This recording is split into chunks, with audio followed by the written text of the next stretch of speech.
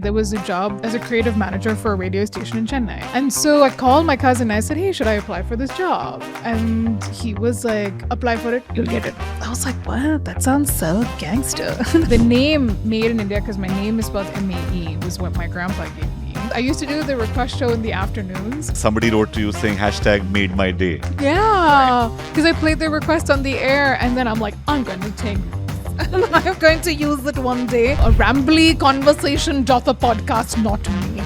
True. Even when I see certain fiction scripts, I can tell they're written by a video person because there is world building in audio that people don't understand. If someone says Roshan and Mae are sitting in a restaurant, what restaurant? Is it Udupi restaurant or fancy fine dining, tinkling of glasses and cutlery and light piano music? In Udupi, it's completely different. Are you on the top floor where it's windy? Are you on the bottom floor? So all of that changes in audio.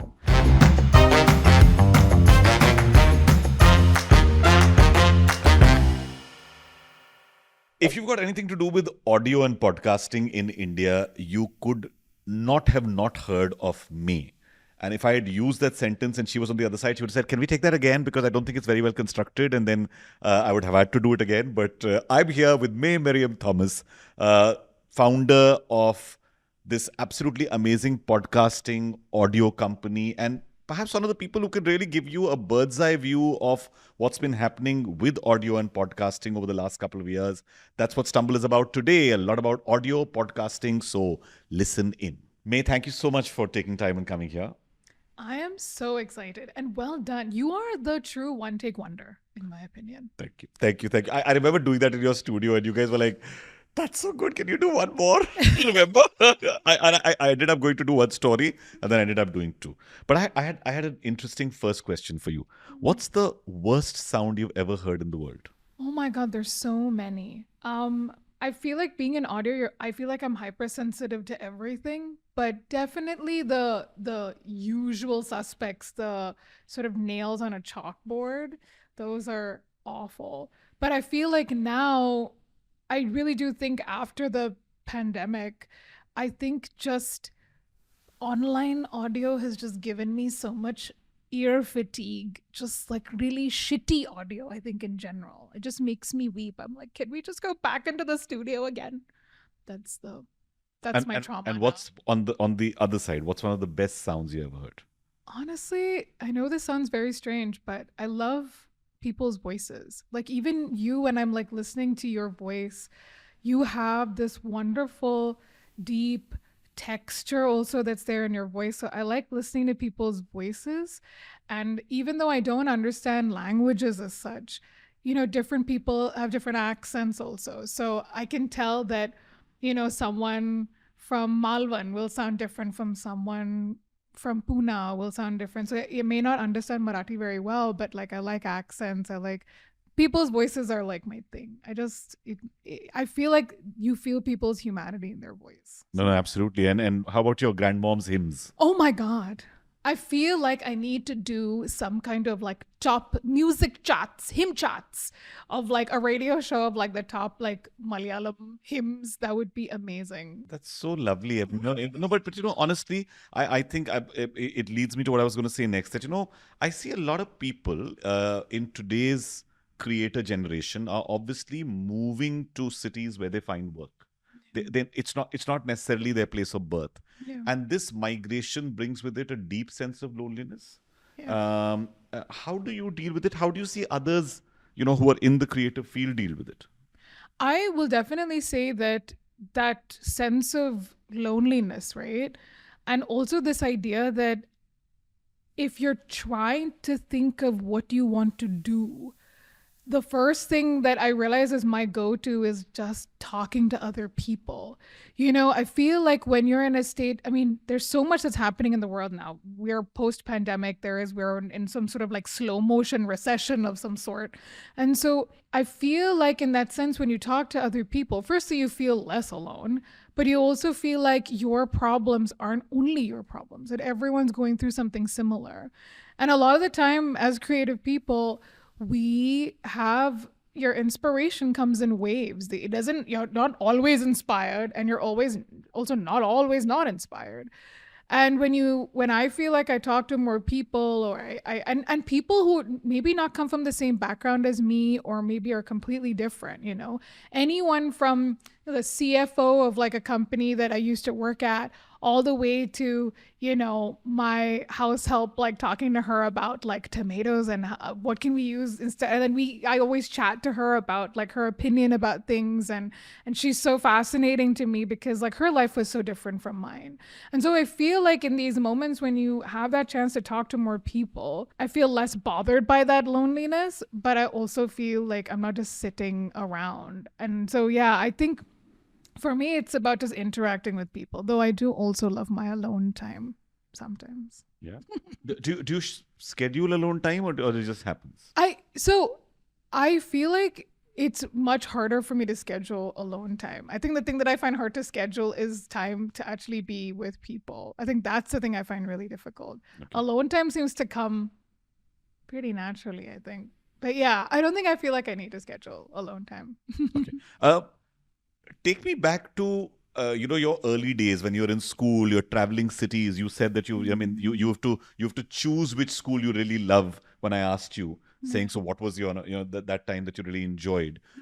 What was it like? When did you discover that, hey, maybe there's something creative that I'll enjoy doing in life? Were you being given the whole go to the Middle East and get a job kind of stuff, etc.? How was that? So I would say that I'm really lucky that I got the chance to be in a wonderful boarding school called Rishi Valley School. And some of my dearest friends, even today, are old school friends and friends who I can talk to, who, a lot of us haven't changed that much. And then you feel like you just kind of jump back into exactly maybe who you were, or at least who you were at your essence. And I think I never felt that pressure from my family, and I felt like the school that I went to kind of allowed me to, because it's a Jiddu Krishnamurti school who was a philosopher. He was very much like question everything. And, the sense of curiosity. And I feel like that's also sort of stuck with me throughout my life, which is why like journalism and maybe audio as a medium is something that I really loved. And so for me, there was never any pressure to do anything. My parents always used to say, the one thing we can give you is a good education. It's up to you what you want to do with it. And I was lucky that I did get a good education. I got to go abroad. I was in the UK for 6 years, 4 of which I was studying. And I got to work for a radio station there. And I was a radio journalist and a news editor for a Welsh community radio station while I was there. But it was also really hard, like in the sense that I graduated when the recession happened. So I think our generation is just, we've been through so much, Do I feel like a victim now? I feel like we've been through so much. It's been so tough. But in that sense, I think there is this common ground that you have. I feel like I have as a millennial, I guess. And I don't think I've noticed the generation gaps till now, where everyone's talking about generations. And I think that we have seen so much happen. We were the generation that loved cassettes, and then now we're the generation that is, buying a premium account on a streaming platform. So yeah, I feel like we've been through so much, and there is so much nostalgia, but I also feel like we've had to adapt the most. What attracted you to audio first? Or when was the first time you realized, man, this is it, I've got a ear for radio? Actually, I was really young. Because even when you in retrospect, you're like, where did this even come from? And my mom, I had a tape deck, as you do, in my house. And those like 2 cassette tape decks, the one that had I used to have a blank tape, and every time a cool song used to come on the radio, I used to press the record button, and there are all these half recorded songs on these, blank tapes of like Ace of Base and Boys to Men. And for me, that was recorded off the FM, right? Oh, yeah. It's terrible quality, but at that time it was profound. I was like, oh my God, I don't even have to buy a cassette tape. I can just record it. And I used to hate it when the RJ used to talk between songs. I'm like, you've just ruined the recording. Just guilty as charged. finish the link after the song is done, okay? And so I mean, now I'm also guilty of it. I've done it so many times, and I remember this of how I used to get so bugged about it. And for me, I think that was my first interaction with enjoying radio because I felt I discovered so much. I could get to know the radio presenters so well, and you felt like they were your friends, and you also felt like I discovered so much cool music like through the radio. I think that was the moment where I was like, oh my God, I love radio. And when I think I must have been 8 years old, my mom told me I won a competition or something, and I got a chance to go because we were living in Doha. So QBS Radio, Qatar Broadcasting Service, we went, and there was a British woman who was this radio presenter, and I went and I did like one link or two links or something with her. And I think that was my first interaction of being in a radio station. So I think that was where it all fitted of like my experience of audio and radio. And then the moment when it hit me that audio was a medium I really wanted to be in was when the Mumbai floods had happened. My mom had this sort of battery powered radio, which was the only thing. There was no electricity, no internet, no TV, nothing. And that battery powered radio. Is it? Yes, 6 or 7. 6 or 7. Yeah. So, and I remember someone somewhere was broadcasting, and I was like, this is incredible that there is someone broadcasting during this time.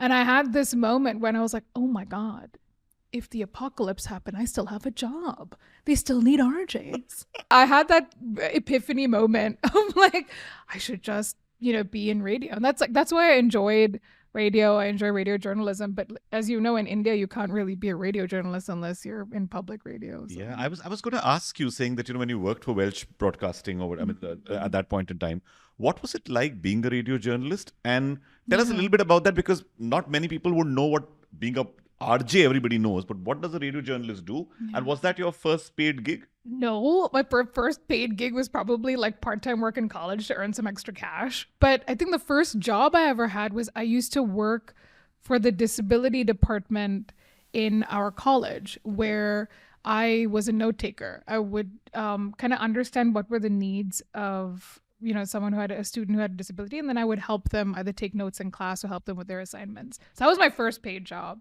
But as a radio journalist, firstly, I had no contacts. If as a journalist, you pride your network. And so it was me, and there was another Scottish guy. Can you believe a Scottish guy and an Indian woman doing Welsh news? Good Lord. It was such a weird combination, but we became really, really close. And him and I, he would do some of the sports stories. I would do some of the slightly more political stuff. And I remember, I would go to the Welsh Assembly. We'd try to get stories from people that we knew. We'd, source stories from different places and maybe do deeper dives into them. But it's about looking to find stories. I would have like a small little Zoom recorder in my bag all the time, because you never know when you want to get a bite or you want to talk to someone. And so you get really used to doing stuff on the go. And I did things like we covered the elections, and we, and then that was the time where Labour lost and the Tories or the Conservatives won. And I was like, maybe I might not be able to be in this country very long. But in those moments is that where I enjoyed being a journalist. And I think with radio, it's a really different medium, because you have to look at everything in the space of audio. And I feel like it's so much faster. But I think that, you're a lot less in the studio than you think you are as a radio journalist. I think as RJs, you're so used to always being in the studio for 3 to 4 hours at a stretch. And as an RJ, probably not. Yeah. So, yeah. No, and I think radio journalists, there's getting those interviews, sitting with people. How do you get people to talk and not know they're being recorded? Because the biggest thing that I used to find in the early days when we went as MassCom students, right? You were told to go and do a couple of interviews. You're talking to a person, it's fine. The minute you switch the recorder on, yeah. I'm like, now how does one get around this? It is really hard. And I think that the first thing that I would usually do, even if we were with people who were probably like, I was being handed like papers and documents and things that I had to read through, a lot of the time I would go to them and actually just have a conversation with them before even I press the record button. And then I would actually say that, hey, I would like to take a couple of bites from you for, this particular story that we're covering. And then you allow them the opportunity to answer the questions that they want to and they're comfortable with. And when you give people that much leeway and freedom and control, because I'm telling them that they can tell me what they're comfortable talking about, the moment that they have that and they feel like they're in control, they actually reveal even more than you'd expect. So a lot of the time, it's that when someone is recording you, you don't know what they're going to use of that recording and how they're going to use it. That's the fear. If you take the fear and give them that control, at any point in time, when I finish pressing the record button, if, for example, you tell me, I said that thing in 5 minutes in about blah blah blah. Can we take that out? And if I would never jeopardize my relationship with someone. So if you tell me I have to not use this particular part of the bite, I won't use it. It's why these are the things that build your relationships and your contacts and the trust that you build as a journalist. Because at the end of the day, if someone says, I don't want you to quote this, or I don't want you to say this, then I will build that trust with you and I'm more likely to reveal more or record more with you. So it takes a lot to build trust with people and then being okay with, firstly, not just being recorded, but allowing you to use that recording eventually. What's the strangest interview you took at that time, or the craziest location or story? I do have the story. There was this kind of the equivalent of like an MLA, like here.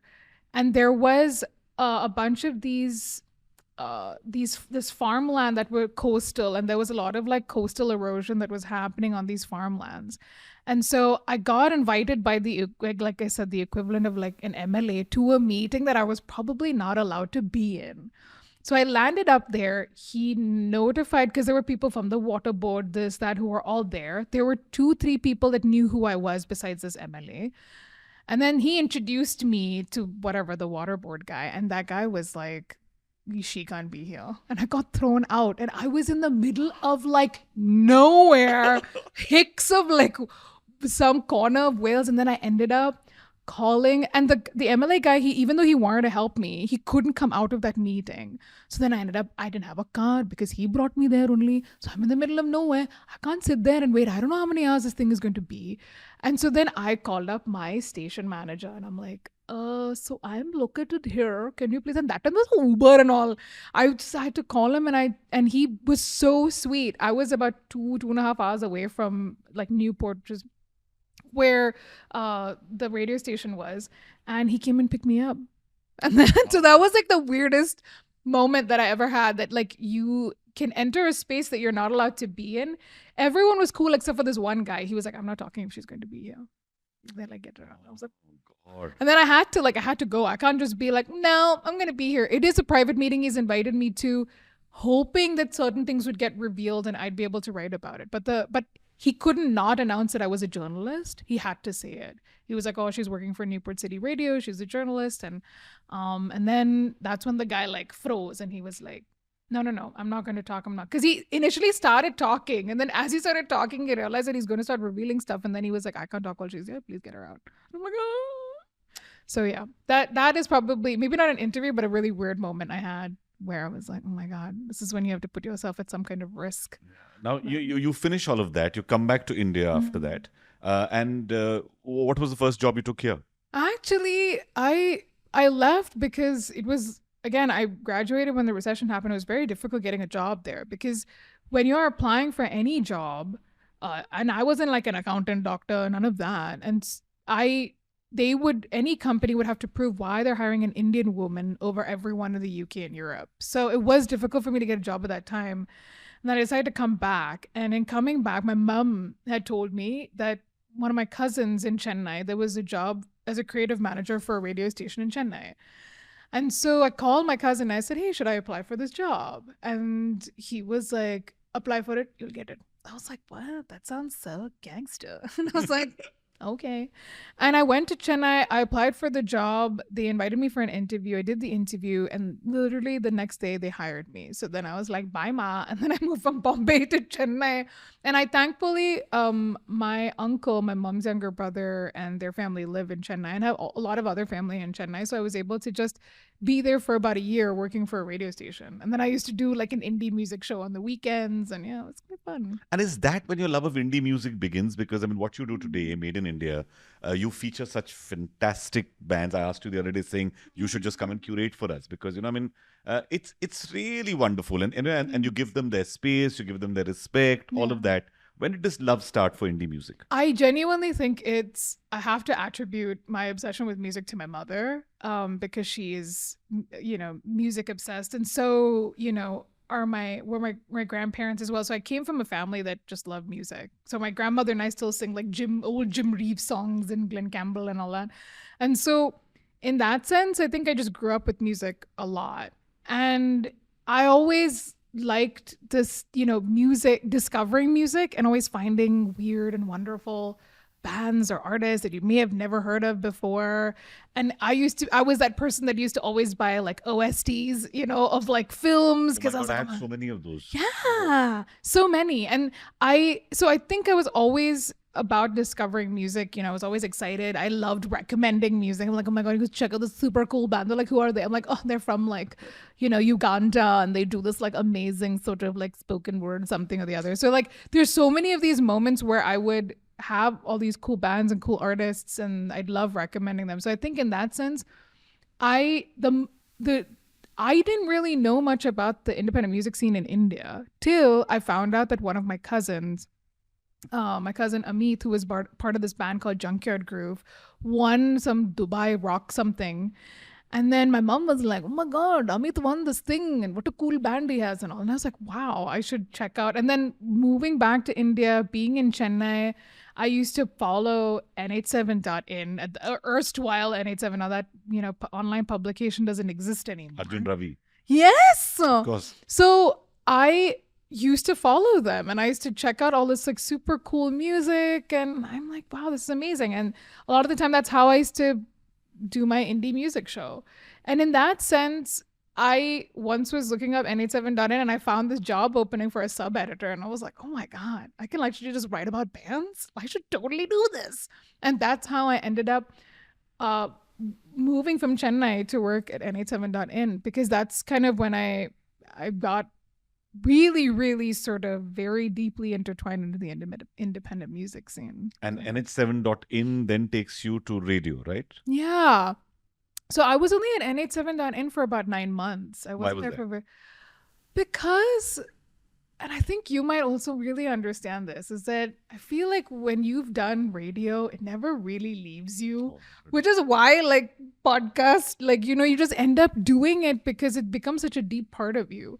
And I loved n87.in, and I wouldn't claim to be a great writer. I was an okay writer. There were much better writers on the team, but I missed radio. And I think at that time I also felt like, and this happens with a lot of startups, you don't really see any progression in the company. In the sense, I'm the sub-ed. Arjun was the editor. Where do I move up? I might as well just like, well, I'll be the editor. Where will Arjun go? I'll kick him out. It's just a lot of startups, you don't see progression moving upwards. And when you don't see progress, you're kind of like, okay, I don't want to be stuck in this job for however long. And so I kind of like threw my CV out into the universe, and somehow like through an aunt of mine or something, Tariq Ansari or something got it. And then I had this guy called Anil Machado, who was part of Radio 1, contact me, and I interviewed him, and he was the one that hired me in Radio 1. And initially I was only a weekend jock. Initially it was like, you can do weekends. So his plan was that I work Monday to Friday, and then Saturday, Sunday, I was like, absolutely not. I was like, I'm either doing this or nothing at all. So then he was like, okay, you join us and maybe you produce a couple of other shows. I said, okay, fine. So they hired me full time. And I was really glad to be in radio because, like the moment you enter the studio, you feel like you've entered like your kingdom. It's like, I love like when you enter the studio because that space is like, it's like no sound. It's like vacuum. It's your space. I want you to close your eyes. think of that moment. I want all of you to think of your little kingdoms, because we're coming back with Stumble right after this break with me. Thank you for listening to Stumble. Why don't you join our tribe of community builders, creators, and culture shapers? If you find this interesting, all you need to do is go and subscribe to stumble.community on Instagram. So we're stumbling on with Mae, who's telling us all about her little kingdom, which she entered back in radio. And you were at Radio City at that point in time, yeah? Radio 1. Radio 1, sorry. Yeah. Sorry, I was at Radio City. And they were doing this indie show called Planet Radio City, which happened later. And they went on to web with it. They did some awards for indie music, which I ran for 1 or 2 years as well. But tell me, you're there for a bit. You're doing all of these. You then move to IVM, which is your first connection with podcasts. So actually, I love radio, and I don't know if I'm going to get burned at the stake for revealing this information, but I enjoy radio, but I felt like I didn't really like the corporate world that much. And media is pretty corporate. And I reached this point where I, felt quite creatively stifled, in the sense that I felt like I couldn't really do the things I really wanted to do on air. And I, as a radio presenter, there is so much control that sort of you put on you, whether it's a sales team who literally have the ability to sell you taking a dump on it to patty wet also. Like, they're capable of so much. And so my thing was that I felt like there were so many things I felt like I could do, but just couldn't do it on air. And there are also so many restrictions in this country. It's like, it's hard. So then that joy I used to get by being on air, because being on air is a real buzz. Oh, absolutely. You push up that fader and you're live. It's amazing.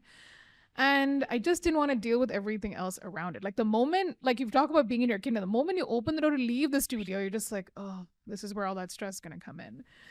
And so I left radio to just freelance for a bit, because around that time, my grandpa had also passed away, and I really wanted to just, write and freelance and do voiceover work and not have to. And I was my first time freelancing also. So I wanted to do that. And that's why I left. And I was still like part-time RJ, like covered for people now and then in that year that was freelancing. But I think I felt like if I had to come back to radio, because I also left radio when it was at its peak, a lot of people were like, oh, you'll be back in 3 years. Like, I can't believe you're leaving. And what did it, like, because a lot of people thought I was, when you make a decision, most people are just like, you're being ridiculous. You should stay in radio. And I just, in my gut, when I felt something, and for me, when I leave something, I leave it. I'm not going to come back to it. A lot of people do that. They do like reruns of like the same job. They like leave it, then come back to it, then leave and come back to it. I wasn't that person. And I haven't gone back to radio, not because I don't love it. It's just the form of it that exists now is maybe not the way that I want to work in radio. And I'm 100% sure that things will change in the future, because I know that as more people start moving up, because I do feel like that the people who manage radio stations right at the top, I don't think they understand radio as well. And it's always the people who are at the ground level that really understand it. And then they're also not the people who make the biggest decisions. And so I think hopefully that will change, and maybe we'll just turn it upside down one day. With podcasting, actually, I had this woman called Chavi Sachdev who had approached me and was like, do you want to make your own podcast? And because I think she found out that I'd left radio. Yeah. And Amit Doshi, who had started IVM at that point, had like Cyrus Brocha, and then he wanted me, and there was another podcast that he had. And so I decided that like, hey, I'll do like an indie music show, because I realized that there weren't anything in mainstream radio where you could play independent music, or if you did, you were either really relegated to some like after hour time or maybe some random spot on the weekend, but not main prime time like morning and evening. And so I said that, and I want to also get artists to come in the studio and do live sessions and perform, because not everyone has the luxury of recording their music. True. It's so expensive. And so if I get the chance to have them come in and perform their music, it was a chance for people to hear their music. It's not just like a general interview, that you actually get a chance to experience their music as they're talking about it. So that's the show that I wanted to make, and that's what Made in India was about. And the name Made in India, because my name is spelled M-A-E, was what my grandpa gave me. I used to do the request show in the afternoons. So I played someone. Somebody, if I remember the story, somebody wrote to you saying hashtag made my day. Yeah, because I played the request on the air, and then I'm like, I'm going to take this. And I'm going to use it one day. And that's how Made in India, the name came up. And that's how I got into podcasting. And I remember Amit also told me the story because I thought they found out about me because of the fact that I left radio. And turns out that I was an uber fan of Cyrus Brocha because I just think I don't understand how his brain works, but it's crazy. Oh my God. And I met him at Radio 1 and I forced him to come on like the middle of the afternoon. He was on Hershey K's show for something. And then I waved at him, telling him I loved him and professed my love for Cyrus Brocha. And then he came, he did a couple of links, I think mainly talked about his dog, and then left. And then when he was doing this podcast with Amit told me that he wanted, like, Cyrus wanted a counterpart, like someone who he could bounce off of. And he's like, it has to be a woman. Then he was like, oh, there's this radio girl or whatever. And that's why Chubby got in touch with me, because they originally wanted me to be this like counterpart with Cyrus. And I'm like, till I had left IVM, only after I left did Amit tell me the story. He's like, the real reason was that Cyrus basically just wanted someone to like bounce off of, and he had thought of you because he found out that you left radio. And I was like, that's crazy. But then that's how I ended up. I mean, honestly, Made in India, my indie music podcast, exists because of Amit. He was the one who invested in it. He was investing in podcasts at that time and really believed in the medium, and it still 100% does. He really does. It's incredible. You meet him and Amit gives you reason to believe that podcasting has a grand future, things are going to happen. Yeah. And he is like, I mean, I would say that he is the ultimate podcast fanboy. Yes. Because unless you are a true fanboy of something, you will never fight for it. So when you are like that uber hardcore fan, and he listened to podcasts for such a large chunk of his life. That's why I joined IVM. I joined IVM as their creative director at one point because of the fact that I really, really believed in Amit's vision. And I still kind of do. And a lot of the stuff that we agreed on so much. And so that's why like I ended up joining IVM and then making Made in India and all that. So that was, it's like a really exciting part of like you did all of that, and then one day you decide to go independent. I have two questions there. One is, was radio a career that I know was very deeply satisfying for you as a creator when you're on air, or even if you're a creative director with podcasts, but was it paying enough? Is it a paying career for everybody who's still thinking of, hey, maybe I can do a podcast, maybe I can still do radio, etc.? Is it a paying career? I would say radio. I mean, my thing with radio is that it definitely is. And I think I recently had this conversation with two other RJs that I know. A girl that I used to work with in Chennai Live. Her name was Sanobar Sultana, and like and Rohini Ramnathan here in Bombay. Right, I know Rohini. And I had a conversation with the two of them, and it was like part of a show that I'm working on, and the two of them talked about like being a woman. Like I never like that this whole gender gap that you experience in other professions as an RJ, you just never do. Right. You are truly respected, not because you're a woman, but because you're a radio presenter. And I think none of us who are women RJs, if you want to call it that, ever felt like we had to add the word woman in front of it. And there's so many women who are incredible radio presenters, like I mentioned Rohini and Malishka and so on. There's so many incredible ones. And so I do feel like in this space, and this is also going across radio, even when you're saying TV presenters and, TV news journalists, like you don't think of them as being women news journalists. They're just news journalists, TV news journalists. So I think in that sense, I feel like there is this like real pride in that. And I've completely forgotten what the question was. No. So I was talking about the fact of saying that paid job. A paid job. Is it a career there? Because what happens is I've spoken to so many people on Stumble, and every time my thing is this something which you can look on as a profession? Is this something which somebody will be able to go back and say, hey, listen, just listen to that episode, you'll figure out that people can do decently or make money? So 100%. Because I think with radio, you're a salaried employee. So I think, especially if you do well and you're able to, get a more sort of peak time radio show, which is your mornings and evenings or whatever. I used to be afternoon, but I loved it. I was sandwiched between Rishike and Erica D'Souza, who were like the the most incredibly experienced. I felt like such a chudku between them, but I love the show that I did and I really enjoyed it. And so I think as a career, radio, personally, not just as a radio presenter, you can do so much, right? You can be part of a legal team at a radio station. You can be an accountant. You can be a producer. You can be the music manager. They are actually a lot of jobs. And I think it's like for radio, definitely like a legitimate career. So I don't think like just being a radio presenter is the only thing that you need to be, but I think there's more in it that you may not realize as a job. No, absolutely. I remember the peak of radio, which is around the 2013 point or something. I had heard that to retain drive time jocks, the kind of money being offered was between a couple of lakhs a month to double-digit lakhs. I was like, I said, I don't believe this. I mean, you're getting a crore on radio, and somebody said yes, as long as they are sub-distributing to other stations, etc. And I was blown away by that number. Absolutely. It was crazy. Podcasting today.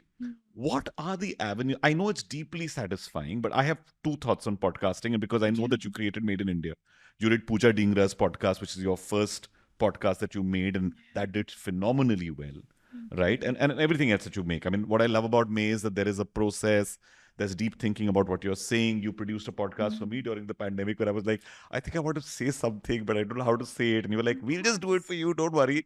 But tell me, I find that podcasting currently, because of the plethora of podcasts, has become more about personal branding than the real thing of I'm deeply curious about the subject. I have a point of view that I want to speak out on.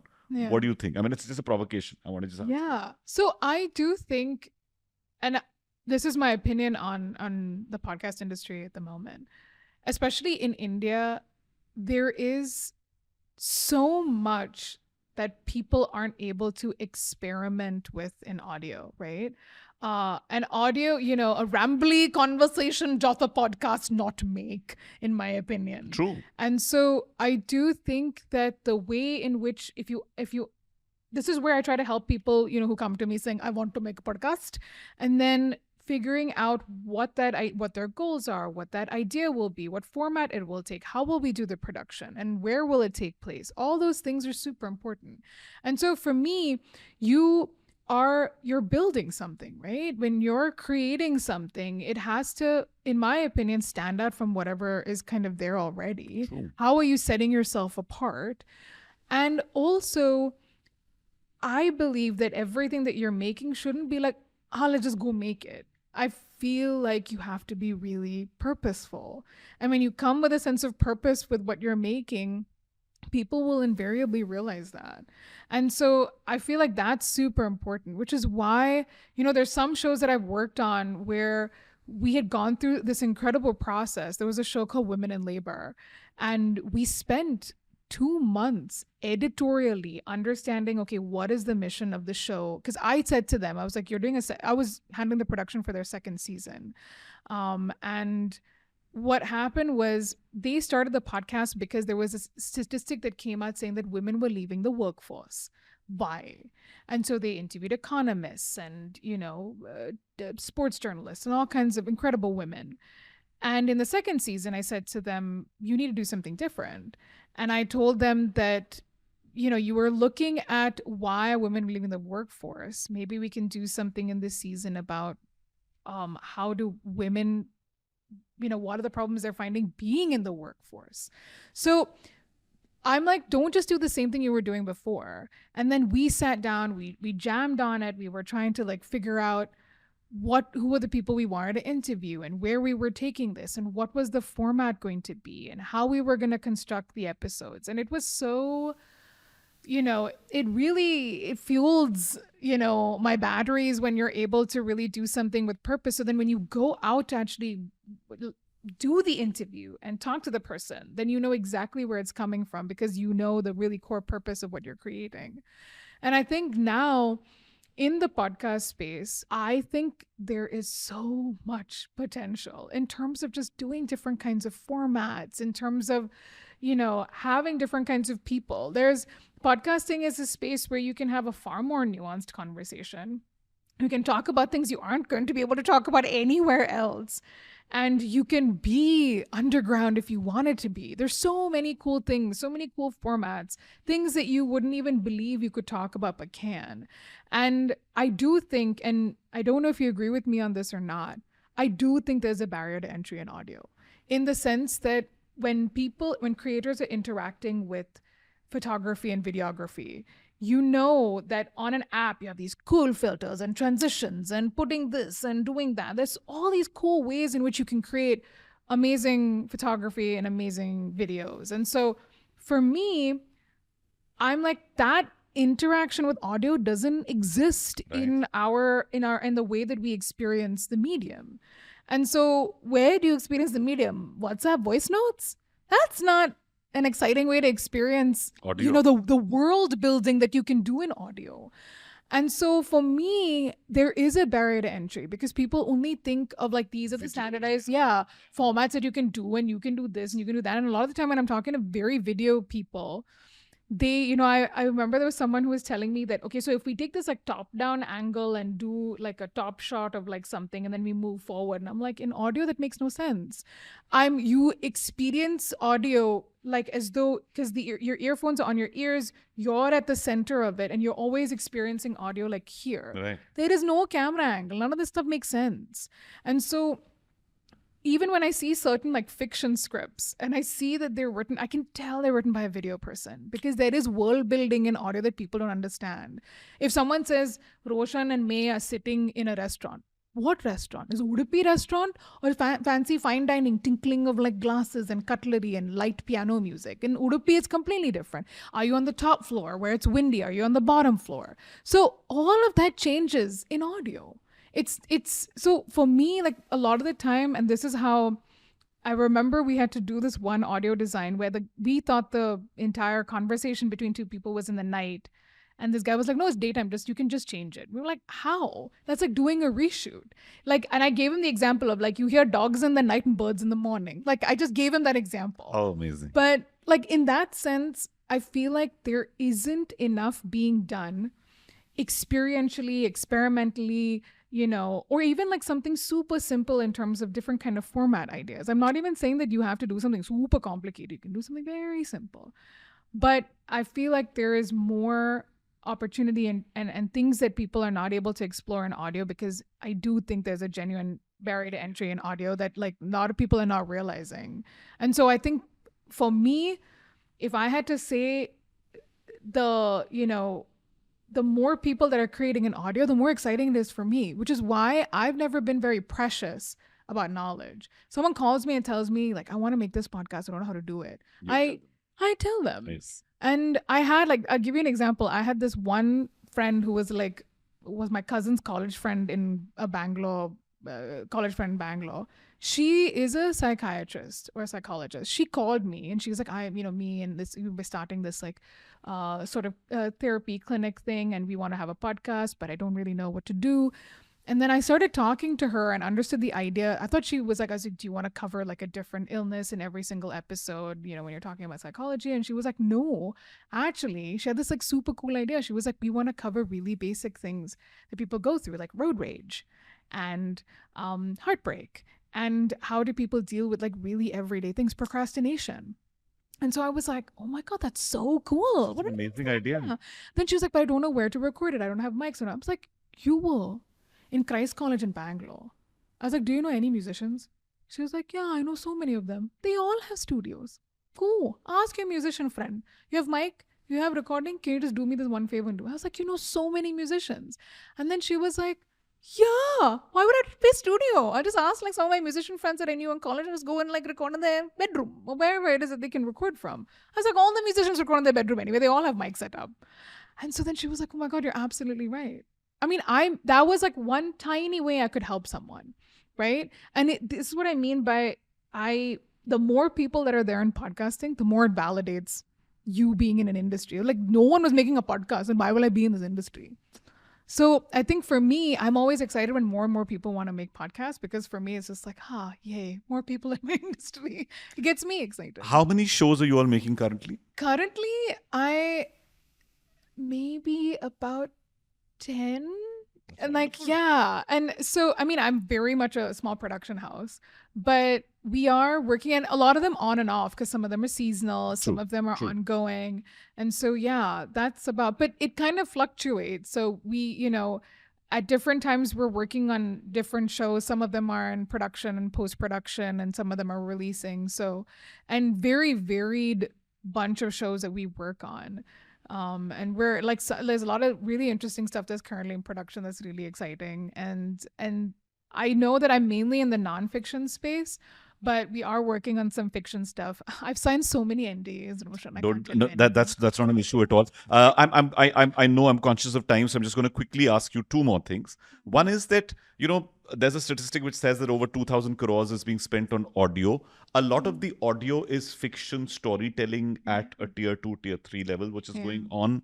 I know an Amit Verma at one end is making money off a podcast, which he's built his own little community at. But there's also the statistic that most people don't go beyond making episode 3. So there could be millions of podcasts, but most of them are just detritus, on the internet, which nobody is listening to.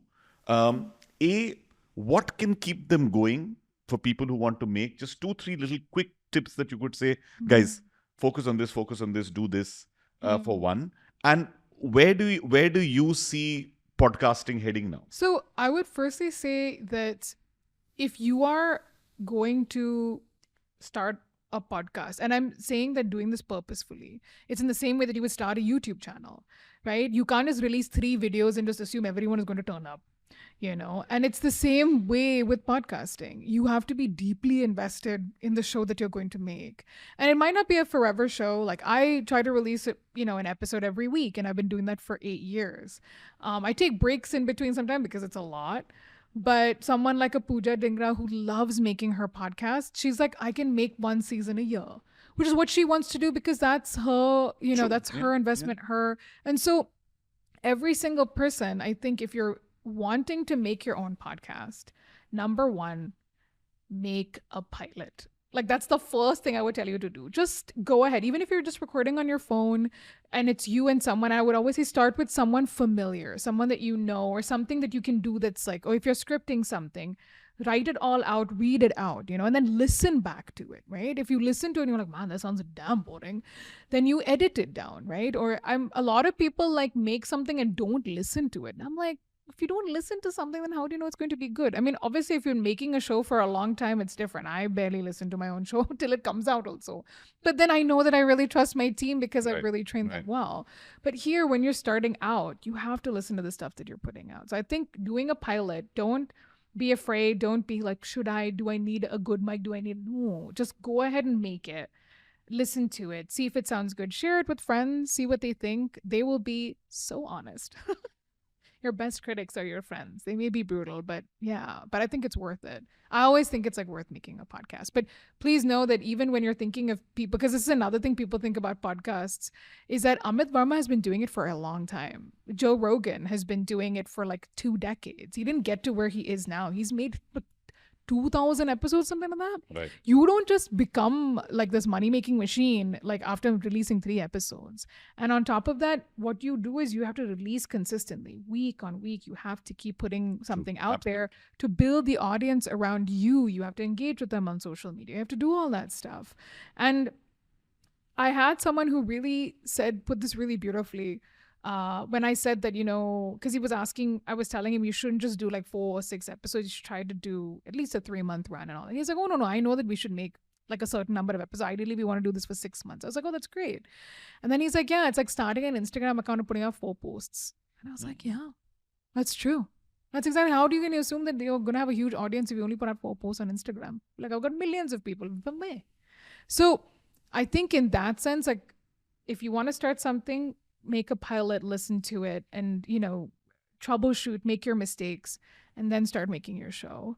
And and if you don't be afraid to ask more people for advice. I think that's the other thing that I really learned when I was making my own show, when I went independent, was that I didn't know how to distribute a show. I didn't know how to start an RSS feed. I didn't know what was metadata. I didn't know any of that stuff. And there was this wonderful tech guy that I spoke to. His name was Kumar. Shout out Kumar. He helped me. He helped me understand how to distribute a show. He helped me understand what an RSS feed was and tagging and metadata and this and that and what I should do. And so anytime you need help for something, don't let that be a hurdle. Just ask for help. I think we're always really afraid to ask for help because we feel like we're going to owe someone something. And I'm like, oh, people are willing to help if you ask. No, absolutely. Ask for help, guys. That's one critical thing. Make a pilot, share it with friends, get brutal feedback, go do it again, be consistent, stick with it, and ask for help if you don't know. I think that's what every creator needs to do at some stage. Ask for help, find what you can do. May, I'm going to ask you 3 very quick, short stumble questions now because I know that you're short on time, and thank you for doing this for us. So, what's the most fun podcast you stumbled on? So there's one that I'm listening to at the moment, and I stumbled upon it in 2020. It's called Stuff the British Stole. And it is such a good show. It's an Australian podcast, and the host is this journalist called Mark Fennell. And basically, the British Empire stole many things from their colonial conquests. And every episode picks an object.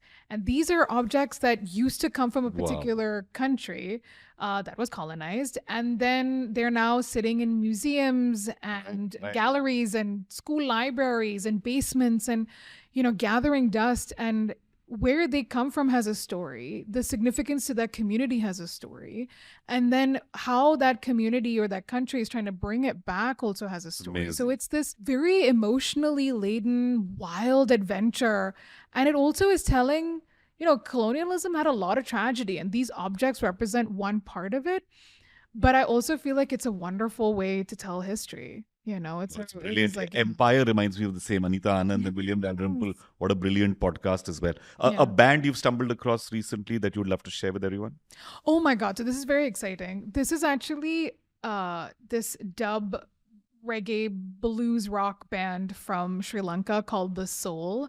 They're coming for a gig here in Bombay really soon, and I'm going to try to get them on my show. And they're an incredible band. They performed in Weekender a couple of years ago, and they're so good. Please go see The Soul if you get the chance. Fantastic.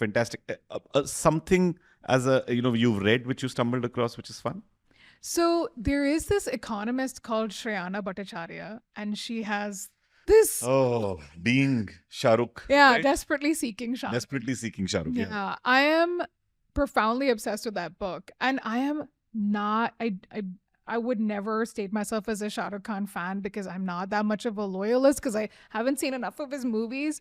When people say they're a fan, they're true fans. But this book is so fascinating because they really look at the Shah Rukh Khan fandom. Who are these women who are his fans? You kind of understand the context of like women and their relationship with Shah Rukh Khan, how that dictates their own intimate personal relationships.